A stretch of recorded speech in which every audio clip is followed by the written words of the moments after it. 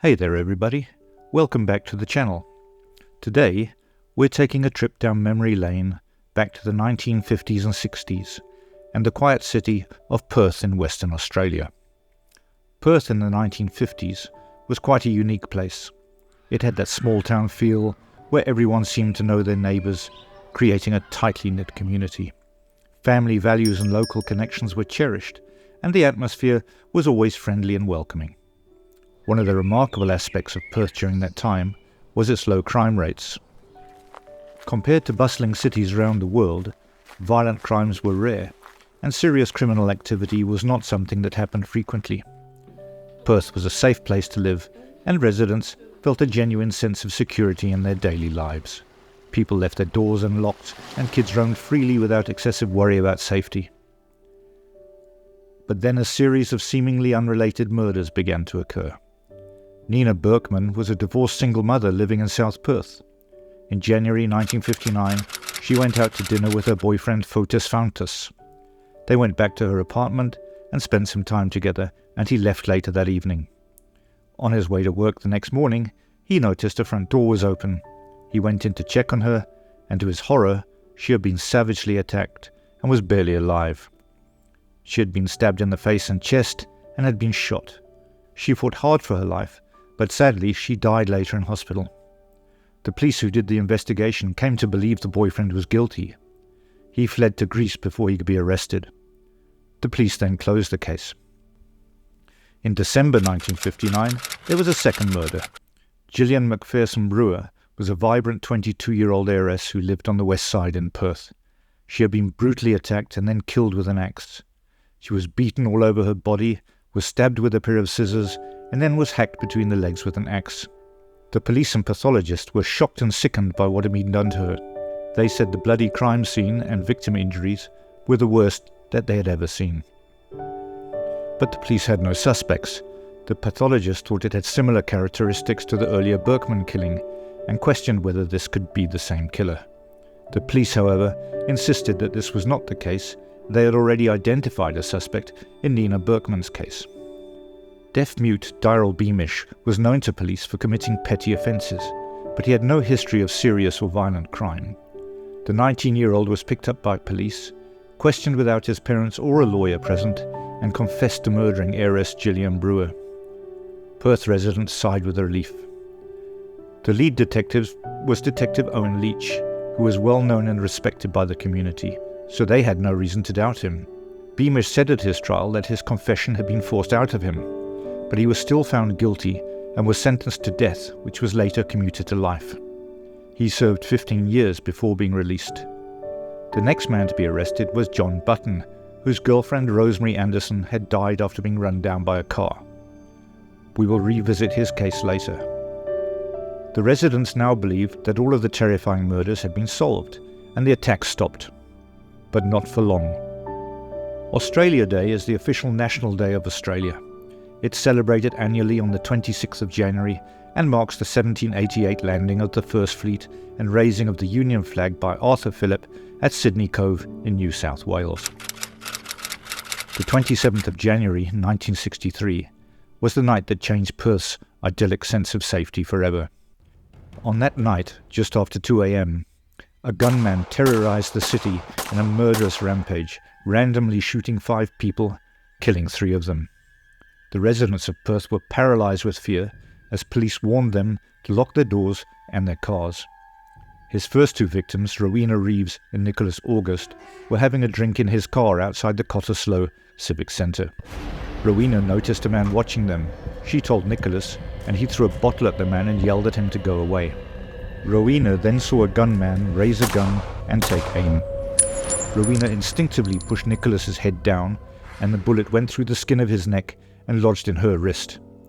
Nicholas managed to start the car and drive away, heading straight to the hospital. In the meantime, the gunman continued with his shooting spree. He killed 3 people that night. A male accountant, Brian Neal, was shot in the head while he was asleep in his apartment. John Sturkey, an 18-year-old student, was killed by a single bullet to the head while sleeping on the veranda of a boarding house. George Wolseley, a retired grocer, was shot when he answered his doorbell. With fear gripping the community, law enforcement authorities launched an intensive investigation to bring the killer to justice. During their investigation, more than 30,000 males aged 12 and over were fingerprinted, and more than 60,000 .22 caliber rifles, the same type Eric used in some of his murders, were located and test-fired. To make matters worse for Perth residents, during the time from 1958 to 1963, there was someone terrorizing women at night as they slept. He was nicknamed the Night Caller, or Nedland's murderer.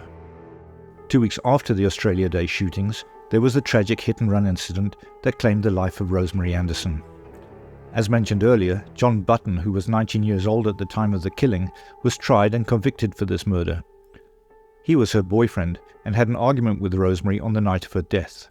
When she stormed out of his apartment, he followed her, hoping she would calm down so that he could drive her the rest of the way home. He lost sight of her as she rounded a bend, and he next saw her lying by the side of the road. She had been run over in a hit-and-run and was killed. He, like Beamish, confessed under duress that he had killed Rosemary, and he was sentenced to 10 years in jail. The attack stopped again, but not for long. Constance Lucy Madrill, known to everybody as Lucy, was 23 or 24 years old when she died. She was survived by her mother Constance, who lived until 1991. Her father Michael had died in 1942 when she was only 2 or 3 years old. Lucy may have been born in 1938 or 1939. There's no birth date record that we can find. She was a government-employed social worker, and other than that, all we know about her is how she died. On the night of February the 16th, 1963, an intruder broke into 70 Thomas Street in West Perth. Finding Constance in her bedroom, he strangled her with the electrical cord from her bedside lamp, then abused her corpse. Stripping her naked, he dragged her outside onto the neighbour's lawn, then violated her with a whiskey bottle. He arranged her body with the bottle cradled in her arms for some poor person to find in the morning. In December 1963, a babysitter, Sarah McLeod, who was just 18, was shot through the open window of a house where she was working. But the killer had made a fatal mistake when he shot Shirley McLeod. He left his weapon, a .22 pistol, at the scene of the crime. A passing couple discovered the gun stashed inside a bush and promptly contacted the authorities. Ballistic tests confirmed that it was the gun used by the killer. The police decided to conduct a sting operation, with police officers taking shifts, waiting to see if the killer would retrieve the gun. On the 17th day of waiting, detectives Peter Skehan and Bill Hawker were on duty when a man arrived in a Holden and parked near the bush in which the gun was hidden. A shadowy figure got out of his car and walked up to the bush. Detectives Skehan and Hawker vaulted the fence. "We ran at him from either side to stop him going back to the vehicle or making a run for the river," Detective Skehan said. "He was surprised. We wrestled him down. He had white women's gloves on and had women's panties in his pockets." His name was Eric Edgar Cooke. A husband and father of 7, Cooke, no stranger to the police, had a glib excuse ready. He had seen the gun a few days earlier when he went to relieve himself, so he decided to collect it that evening. Cooke was a known criminal who had committed petty crimes such as car theft and vandalism, and had been imprisoned twice. Eric had a tough start in life right from the beginning. Born on February the 25th, 1931 in Victoria Park, Perth, his father, Vivian Cooke, was an alcoholic and a very violent man. Eric and his mother would be beaten regularly, but Eric especially took the brunt of his father's anger when he tried to protect his mother, Christine Edgar. His mother would often sleep at her place of work, and Eric would roam around the neighbourhood or hide under the house to get a reprieve. His life was a constant shuffle between orphanages and foster homes. To add to his troubles, Eric was born with a cleft palate. He had corrective surgeries, but still had quite a bad scar on his mouth. He was left very self-conscious about his appearance, and he had a speech impediment caused by his surgeries. He was very insecure about this and very shy. He was bullied at all the schools he attended. He was also accident-prone, so he often ended up in the hospital with head injuries, raising concerns of possible brain damage. Some even speculated that these accidents might have been repressed suicidal tendencies. At one point, Eric was admitted to an asylum due to chronic headaches. He underwent an operation in 1949, which seemed to have been successful, and his headaches stopped. At the age of 14, Eric left school and started working to support his mother. He had many accidents at work because he was so accident-prone. While working in a factory, he was struck in the nose by a winch, and he ended up in hospital once again. It's clear that Eric went through a lot of instability, neglect, and abuse in his childhood, and the trauma, both physical and emotional, would undoubtedly have contributed to the path he would later take in life. Let's take a look at his early crimes to get some idea. At just 6 years old, he was expelled from kindergarten for an act of theft after stealing money from one of his teachers. This was an early warning of the trouble he would cause throughout his life. As a teenager, starting at the age of 17, Eric began to spend his nights committing petty crimes and vandalism. He served 18 months in jail after burning down a church as revenge for rejecting his audition to join their choir. During his later teenage years, he developed a knack for sneaking into people's houses, silently going through their personal belongings. It started with him stealing items, but soon escalated to damaging clothing and furniture. Eric tried to make friends by showing them newspaper clippings of his crimes, hoping that would impress them, but eventually the police caught up with him, discovering incriminating evidence at his grandmother's house. His fingerprints matched those found at the scenes of other open cases. At the age of 18, Eric was arrested by Detective Burrows, who would later describe him as one of life's unfortunates. On May the 24th, 1949, he was convicted of arson and vandalism and was sentenced to 3 years in prison. Eric was 22 years old when he married Sarah Levin, also known as Sally, a 19-year-old waitress. They were married on 14th of October 1953 at the Methodist Church in Kennington. They had a large family of 7 children, 4 boys and 3 girls. After initially denying that he had anything to do with the Australia Day killings, he eventually confessed to them all. He also confessed to many other crimes, including 8 murders, 14 attempted murders, and around 200 burglaries and assaults. He took the police to the river and showed them the exact place where he had thrown the rifle he used in the Australia Day shootings, and divers were then able to easily retrieve the gun. Eric Cooke was also the mysterious night caller who had broken into the houses of several women and attacked them in their beds. He had also been behind the wheel for several vicious hit-and-runs stretching back to September 1958, which will be important later on in John Button's trial. He had an exceptional memory for the details of his crimes, even down to the number and denominations of the coins he stole. At Eric's trial for murder, his defense lawyers took the stance of pleading not guilty on the grounds of insanity. They argued that Cooke suffered from schizophrenia, a mental illness that impaired his ability to understand the consequences of his actions. However, their claim was challenged when the director of the State Mental Health Services testified that Eric was, in fact, sane. Eric was ultimately convicted of willful murder on November the 28th, 1963. The trial took place over 3 days in the Supreme Court of Western Australia, with Justice Virtue presiding over the proceedings. Given the severity of the crime, Cooke received the death sentence. Eric had grounds to appeal his conviction and sentence, but he instructed his lawyers not to pursue an appeal. His reasoning behind this decision was that he believed he was responsible for the killings and that he deserved to face the consequences of his actions. On October the 26th, 1964, Cooke was the 154th and final person to be hanged in Western Australia. Detective Baker said he had run into the killer once more before that final walk to the gallows. Outside court, he stopped Cooke and asked him the burning question. I said, "Eric, why did you do these things?" He said to me, "Mr. Baker, when I've got that gun, I'm 10 foot tall and I could walk through a wall." Cooke is buried in Fremantle Cemetery, above the remains of the child killer Martha Rendell, who was hanged in Fremantle Prison in 1909 and was the last woman to be hanged in Western Australia. The ripple effects of Cooke's reign of terror were felt for decades, to his family, the families of his victims, and shockingly, even to the innocent men who were wrongly convicted for some of his crimes. It took more than 40 years for Daryl Beamish and John Button to be cleared of killing Gillian Brewer and Rosemary Anderson, despite Eric confessing to those crimes on his last day alive.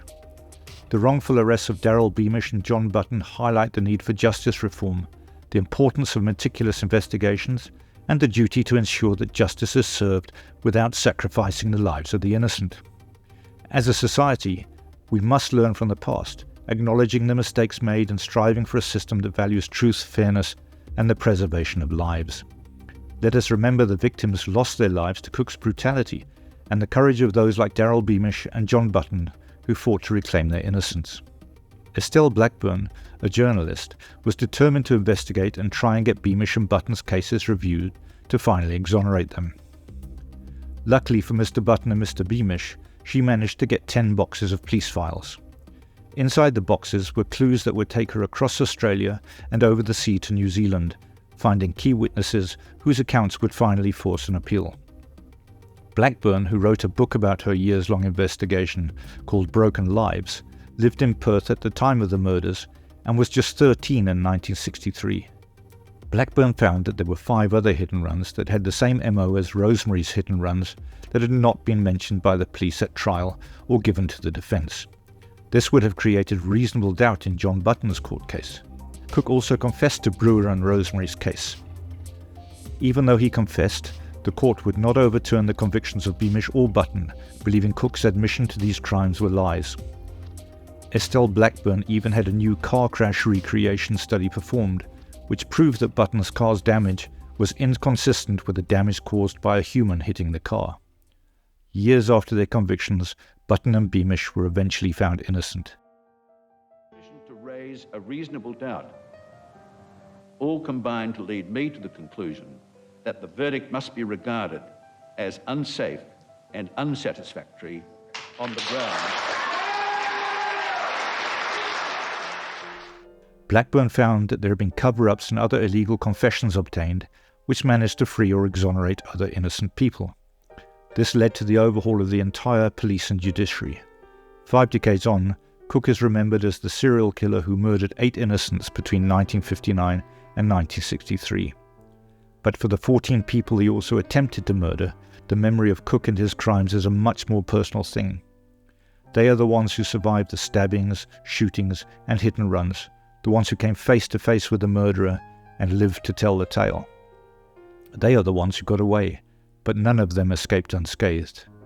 The litany of murders and attempted murders Cooke owned up to stretched all the way back to September the 12th, 1958, the night he tried his hand at violence for the first time. Nell Schneider was his first victim. His weapon of choice was a stolen car.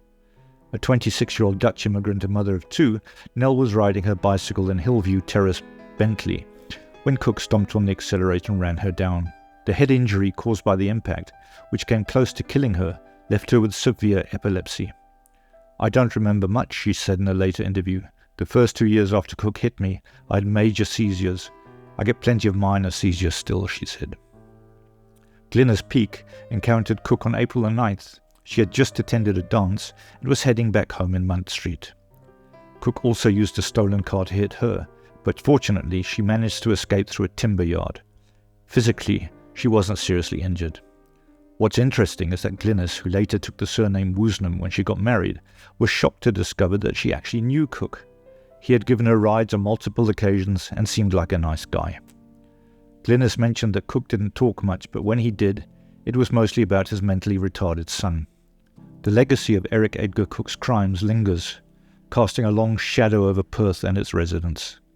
Estelle Blackburn doggedly investigated and would not stop until she had cleared Beamish and Button. She is a testament to the people that strive for truth and justice in the past and in the present. Let us remember the victims who lost their lives to Cooke's brutality and the courage of those like Daryl Beamish and John Button who fought to reclaim their innocence. Let us remember all the victims we don't have names for, the survivors of assaults, strangulations, burglaries, the victims of attempted murders and victims of the hit-and-runs in their families. Their lives and their families' lives were changed and traumatized by one man. In the end, it is through acknowledging these dark chapters and striving for justice that we can hope to heal and prevent similar tragedies from repeating themselves. There you have it. I'm not saying Cooke's messed up childhood is an excuse for his crimes. Plenty of people go through tough times and don't become criminals. But the combination of his abusive upbringing, lack of stability, and strained relationship with authority figures created a perfect storm in his messed up mind. It pushed him down a dark and twisted path where he had no regard for human life. To sum it up, Cooke's violent upbringing played a huge role in shaping his criminal life. The abuse, neglect, and constant turmoil he experienced messed with his head big time. Understanding his messed up past helps us see how personal history can influence criminal behavior.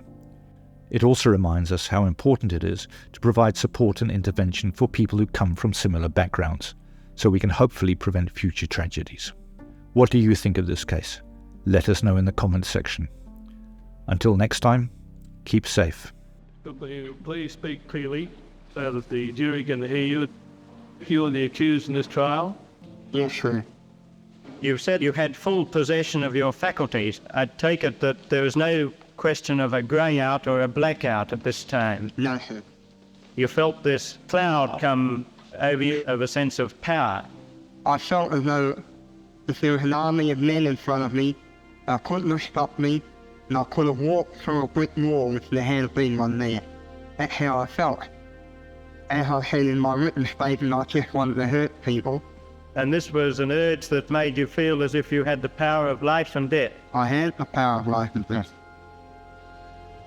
You said you were pretty upset, or when you came out of this feeling of an urge, you were very upset. As soon as I wrote the details through the press, that is when it really hit me, sir. And you realised then what dreadful things you'd done. Yes, sir. Why didn't you do something about it then? Because I knew then I had to stand trial for them. That concludes my examination.